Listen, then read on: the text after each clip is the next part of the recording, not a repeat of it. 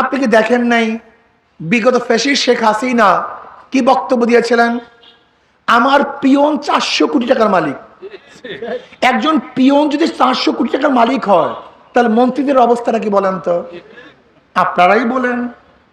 এমপিদের অবস্থা কি আপনারা বলেন? উদাহরণ দেব নাকি?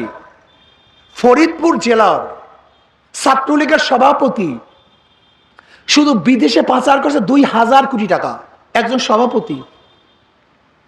বর্তমান রাজনীতির চেয়ে বড় ব্যবসা কিছু নেই। রাজনীতির চেয়ে বড় ব্যবসা বিশ্বাস হয় না? আপনি বলেন তো, একজন বিসিএস ক্যাডার তার স্টার্টিং বেতন কত জানেন? একজন বিসিএস ক্যাডার, এই যে ম্যাজিস্ট্রেট দেখেন, ইউএনও দেখেন, ডিসি দেখেন, এদের বেতনের শুরু মাত্র 22,000 টাকা। মাত্র 22,000। 22,000 থেকে 35,000 টাকা মাত্র বেতন। ওই একজন ডিসির বেতন কত? 80,000 টাকা হতে পারে সর্বসাকুল্যে। অথচ একজন ছাত্রলীগের সভাপতি সে বিদেশে পাচার করছে 2000 কোটি টাকা। একজন ডিসি সাহেব যদি ঠিক মতো ঘুষ টুস না খায়, বাজার ঠিক মতো করতে পারবে না। অথচ আজকে যদি ওয়ার্ডের একজন সভাপতি হয়, ইউনিয়নের সভাপতি হয়, থানার সভাপতি হয়, দেখা যায় সে 5 গাড়ি নিয়ে ঘুরতে থাকে। এই টাকাগুলি কাদের? এটা মাথার মধ্যে নিতে হবে, এটা আপনাকে বুঝতে হবে। আমাদের গরিব বন্ধুদের সমস্যা কি জানেন? আমাদের গরিব বন্ধুদের সমস্যা হলো 500 টাকার বিনিময়ে রুহুটাকে বিক্রি করে দেয়। এটা বড় সমস্যা। যখন নির্বাচন আসবে, এখন যে টাকা কামাই করতেছে না, এই হাজার হাজার কোটি কোটি টাকা কামাই করতেছে না, এই টাকাগুলি দিয়ে কি করবে? নির্বাচনের সময় ভোট ক্রয় করবে। কেন ভোট ক্রয় করবে? তারা খরচ করবে 100 কোটি, কামাই করবে 1000 কোটি। সমস্যা কি? খরচ করবে 1000 কোটি, কামাই করে 5000 কোটি। সমস্যা কি? এখন বলতে পারো যে আমার দরকার থেকে আমি তো পেয়ে গেছি 500 টাকা, আমি তো 1000 টাকা পেয়ে গেছি, আমার সমস্যা কি? তুমি 1000 টাকা নিয়ে সন্তুষ্ট হওয়ার কারণে ওই 50 বছর আগেও যেই গরিব ছিল আজও সেই গরিব। 50 বছর আগে যেই খয়রাতি আজও সেই খয়রাতি তুমি। 50 বছর আগে যে রুগ্ন ছিল আজকেও সেই রুগ্ন। 50 বছর আগে তোমার যেই ঘরের অবস্থা ছিল আজও সেই ঘরের অবস্থা। 50 বছর আগে তোমার যে পরিধানের কাপড় ছিল আজও সেই কাপড় পরিবর্তন হয়নি। তুমি ভেবেছো 1000 টাকা পেয়ে গেছি, যথেষ্ট হয়ে গেছে। না, তুমি তোমার সবকিছু বিক্রি করে দিয়েছো। এই দেশকে বিক্রি করছো, মানবতাকে বিক্রি করছো। তুমি চোর ডাকাতকে ক্ষমতায় নিয়ে এসছো। তুমি কি করো? নেতারা যত অন্যায় করুক না কেন, যখন জেলখানা থেকে বের হয় ফুলের মালা দাও। আচ্ছা, ওই নেতা চুরি করবে না কেন? নেতা তো চিন্তা করছে আমি যতই অপকর্ম করি ফুলের মালা তো ঠিকই আছে। যদি নেতা অপকর্ম করার পরে জুতার মালা দিতে, তার নেতার অপকর্ম করতো না। এই সব দোষ জনগণের, সব দোষ জনগণের, এই সব দোষ জনগণের। জনগণ আমাদের ভালো কথা শুনতে চায় না, ভালো কথা মানতে চায় না। আমি প্রশ্ন করতে চাই, তেঁতুল গাছের থেকে কি মিষ্টি ফল আশা করা যায়? 2 নম্বর জমি থেকে 1 নম্বর ফসল হয়? 2 নম্বর উস্তাদের কাছে 1 নম্বর ছাত্র হয়? 2 নম্বর নেতার কাছে দেশ কোনোদিন 1 নম্বর হবে না, হতে পারে না। উদাহরণস্বরূপ, একজনের নাম এ, একজনের নাম বি, একজনের নাম সি। এও চোর, বিও চোর, সিও চোর। ধরে নাও ক্ষমতা আছে এ, সে কি করবে? কথা বলেন। হটাও এ, আন্দোলন সংগ্রাম। বসাও বি, সে কি করবে? হটাও বি, বসাও সি, সে কি করবে? কারণটা কি? হ্যাঁ, নেতার পরিবর্তন হয়েছে, দলের পরিবর্তন হয়েছে, নীতি আদর্শে পরিবর্তন হয়নি। এদেশে তোমরা বহু শাসক দেখেছো।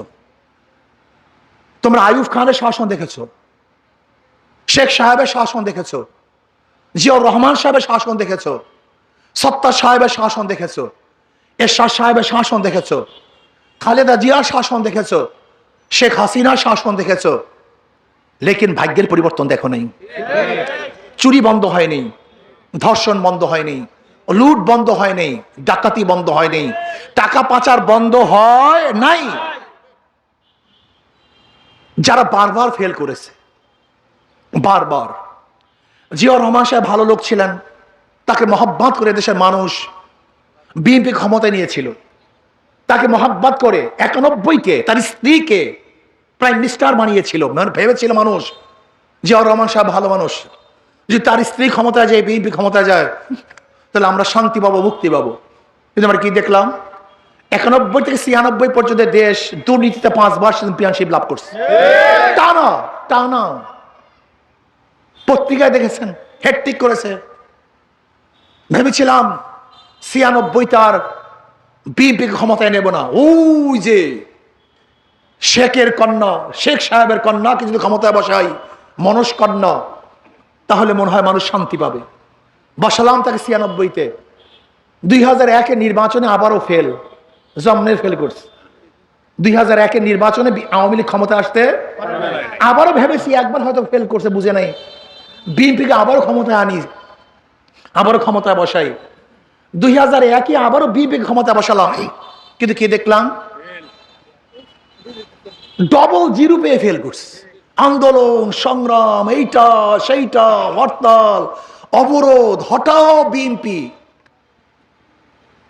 আবারও বসালাম শেখ হাসিনাকে, কিন্তু কি দেখলাম, এই আন্দোলন সংগ্রাম আবারও যদি আগামী নির্বাচনে যারা বারবার ফেল করছে তাদেরকে ক্ষমতায় আনো, তাহলে এবার ফার্স্ট ক্লাস ফার্স্ট পাবে, ঠিক না? আস্তে কথা ঘটনা, যারা বিগত দিনে বারবার ফেল করছে তাদেরকে আবারও ক্ষমতা বসলে এবার পাস করবে, ফার্স্ট ক্লাস ফার্স্ট হবে না, আবারও ফেল করবে? ফেল তো হয়েই গেছে, আসতে পারে নেই, এখনই ডাব্বা মারস। কিন্তু ইসলামকে এখন আপনারা পরীক্ষা নেন নেই, এই জনগণ ইসলামের পরীক্ষা এখনো আমরা পরীক্ষা দিতে পারি নাই। আপনারা আমাদেরকে একটাবার পরীক্ষা করুন, একটাবার, 2 বার পরীক্ষা দেব না, শুধু একটা বার পরীক্ষা নেন। আমরা পরীক্ষা দেওয়ার জন্য প্রস্তুত। একটা বার, একটা বার, একটা বার ইসলামকে পরীক্ষা নেন। ইনশাআল্লাহ যদি ভালো রেজাল্ট করতে না পারি, আপনাদের কাছে ভোট নেওয়ার জন্য আর কোনোদিন আসবো না, কোনোদিন না, পরীক্ষা দেওয়ার জন্য আসবো না, দরকার নেই পরীক্ষা দেওয়ার। একটাবার পরীক্ষা নেওয়ার জন্য সবাই রাজি আছেন তো ইনশাআল্লাহ? দেখেন, আমি একটা সূক্ষ্ম কথা বলি, খুব সূক্ষ্ম কথা শোনেন। ওদের মার্কার মধ্যে ধোঁকাবাজি, ওদের মার্কার মধ্যে। আচ্ছা, যারা নৌকা নিয়ে নির্বাচন করে তারা কি নৌকা চালাতে পারে? হ্যাঁ। আচ্ছা, যারা নাঙ্গল নিয়ে নির্বাচন করে তারা নাঙ্গল বইতে পারে? যারা ধানের শীষ নিয়ে নির্বাচন করে তারা ধান কাটতে পারে? যারা কুঠার নিয়ে নির্বাচন করে তারা কাঠ কাটতে পারে? যারা গরুর চাকা নিয়ে নির্বাচন করে তারা গরুর গাড়ি চালায়? এই সব প্রতীকগুলি গরিবদের। নৌকা কাদের প্রতীক? নাঙ্গল কাদের প্রতীক? ধানের শীষ কাদের প্রতীক?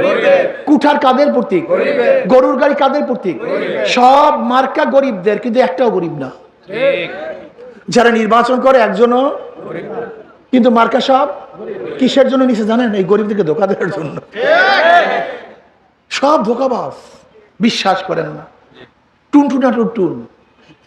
শুধু ভোটের সময় ভালো ভালো কথা বলবে, ভোট পাওয়ার পরে টুনটুনা টুনটুন।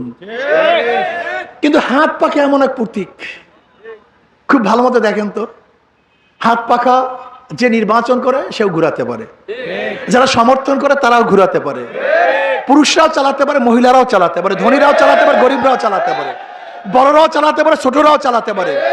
মুসলমানের প্রয়োজন, হিন্দুদের প্রয়োজন, খ্রিস্টানদের প্রয়োজন। বিশ্বাস হয় না? সব মার্কা নিয়ে কেউ ঘুমায় না, হাত পা সে নাঙ্গল নিয়ে কেউ ঘুমায় না, কেউ নৌকা বুকের উপর নিয়ে ঘুমায় না, কেউ ধানের শীষের সরা নিয়ে ঘুমায় না, ঘুমায় না কি কেউ? কিন্তু ঘুমের সময় হাত পাকা কোথায় থাকে? বুকের উপরে থাকে। এটা কলিজার প্রতীক, সর্বজনীন প্রতীক। কারেন্ট ফেল করে, হাত পাকা ফেল করে না, সবাইকে শান্তি দেয়, সর্বজনীন। আমি বিশ্বাস করি যদি হাত পাকা বিজয় হয়, এই মানবতা বিজয় হবে। হাত পাকা বিজয় হয়, গরিবরা বিজয় হবে।